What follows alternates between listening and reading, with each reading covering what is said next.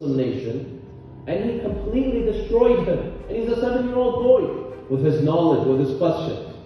So Ahlul Bayt alayhim salatu wassalam, they are inspired by Allah subhanahu wa ta'ala with this knowledge at such a young age.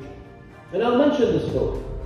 This story is mentioned in some of the Sunni books of hadiths.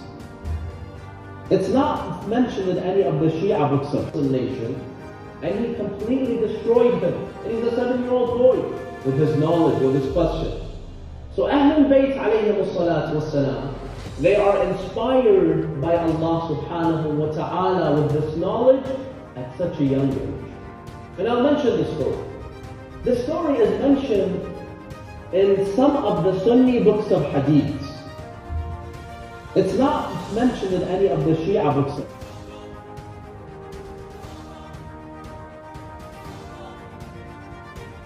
Bismillahirrahmanirrahim. Apa kabar Kofizen semuanya? Semoga kita selalu dalam lindungan Allah subhanahu wa ta'ala. Kofizen semuanya, video yang saya tampilkan ini adalah sebuah video yang sempat viral beberapa bulan yang lalu, yang dianggap bahwa orang Yahudi melakukan sebuah ibadah seperti sholat, ya manduk-manduk gitu kan. Sholatnya agak emang unik gitu.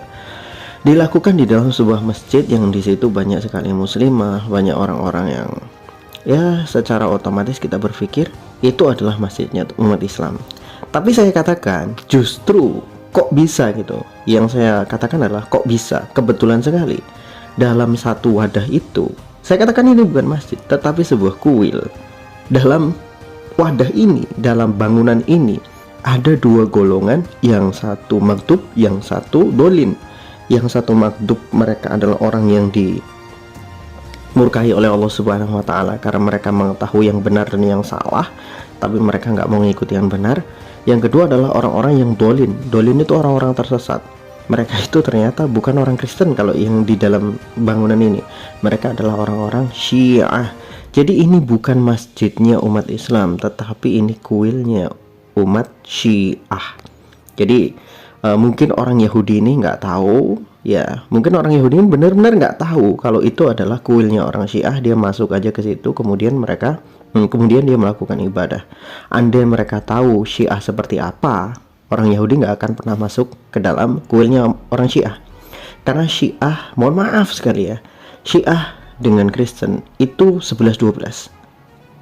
Ya, kalau Kristen mengangkat manusia yang dianggap oleh umat Islam sebagai nabi, ya memang notabene-nya adalah seorang nabi. Dalam kitab mereka sendiri dikatakan dia hanya utusan Tuhan, dijadikan sebagai Tuhan, sebagai orang yang setara dengan Tuhan, bagian dari Trinitas. Nah, orang-orang Syiah juga sama. Sahabat Nabi, menantu Nabi, keturunan Nabi, yaitu Ali bin Abi Thalib sebagai mantunya Rasulullah SAW, dan Al Husain bin Ali bin Abi Thalib itu adalah cucunya Rasulullah SAW. Dua manusia ini ditinggikan oleh orang-orang Syiah setinggi langit, menyetarai Tuhan itu sendiri.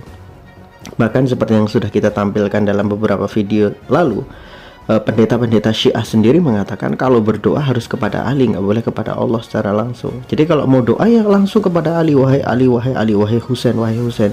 Malah nggak boleh wahai Allah, nggak boleh, kan aneh ya. Jadi mereka itu betul-betul meninggikan statusnya Ali dan Husain ke derajat di mana manusia harus menyembahnya. Nah, itulah kesesatan mereka. Mereka mengamalkan sesuatu yang tidak ada tuntunannya sama sekali di dalam Islam.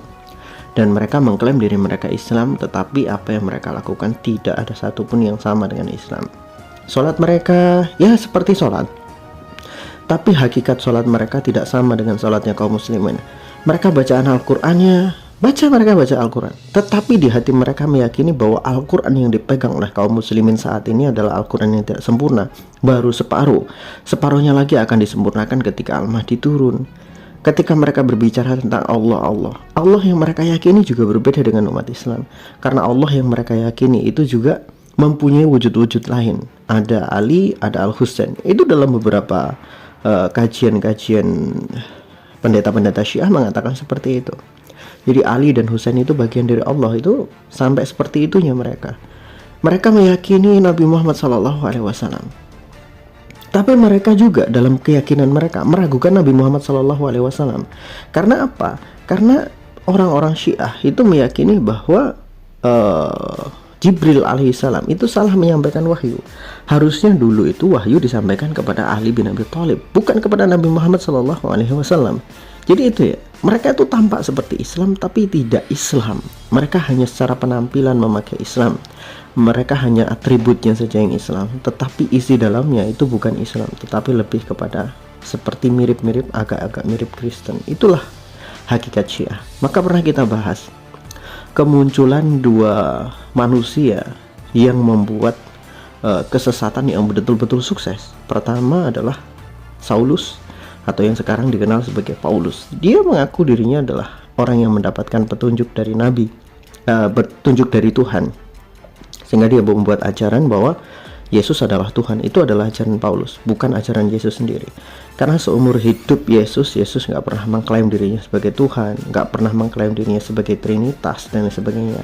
Munculnya Trinitas, munculnya ide bahwa Yesus adalah Tuhan adalah ketika munculnya seorang bernama Saulus yang kemudian dikenal sebagai Paulus. Nah, kemudian yang kedua, kesesatan yang sukses itu adalah yang dibawa oleh Abdullah bin Saba. Abdullah bin Saba itu dulunya adalah seorang Yahudi yang pura-pura masuk Islam, lalu dia menyebarkan kesesatan-kesesatan untuk menghancurkan umat Islam. Itu karena dia itu punya dendam terhadap Islam. Jadi itulah Abdullah bin Saba. Maka sekarang muncullah Syiah. Maka Syiah itu juga bisa kita katakan sebagai agama Sabai. Ya, ingat, kita kalau mengatakan Syiah itu bukan Islam, tapi agama Sabai.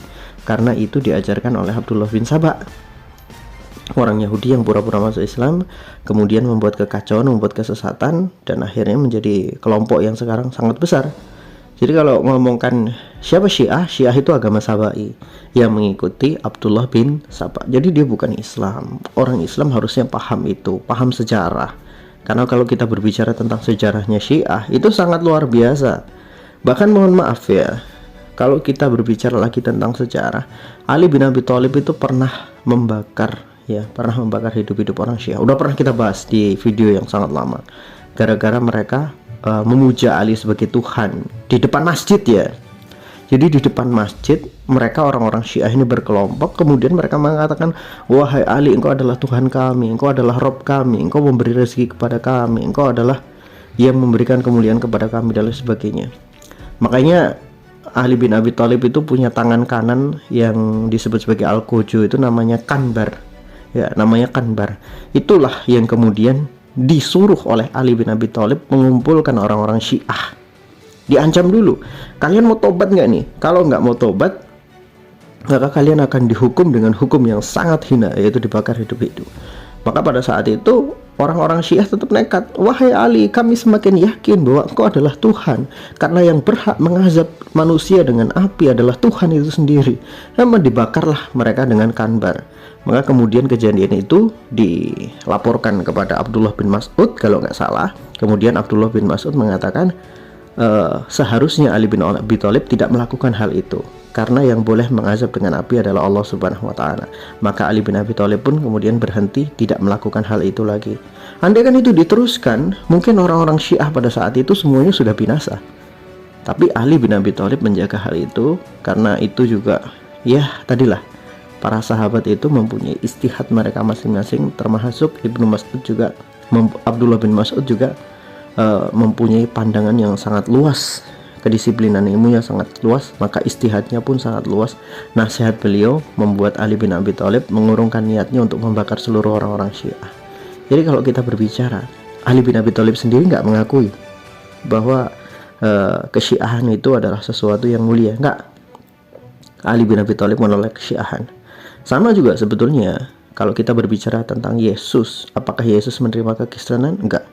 Yesus tidak menerima kekristenan. Makanya nanti pada hari kiamat ada orang-orang yang ditolak oleh Yesus. Itu kan ada ayatnya. Mereka itu orang-orang yang mengaku diri mereka pengikut Yesus, tapi mereka itu justru sebetulnya adalah orang-orang yang tidak pernah mengikuti Yesus atau mengerjakan sesuatu yang tidak pernah diajarkan oleh Yesus. Nah itu, jadi Yesus sendiri sebetulnya menolak orang-orang Kristen. Itu jelas di dalam kitab mereka sendiri seperti itu. Wallahu a'lam bishawab.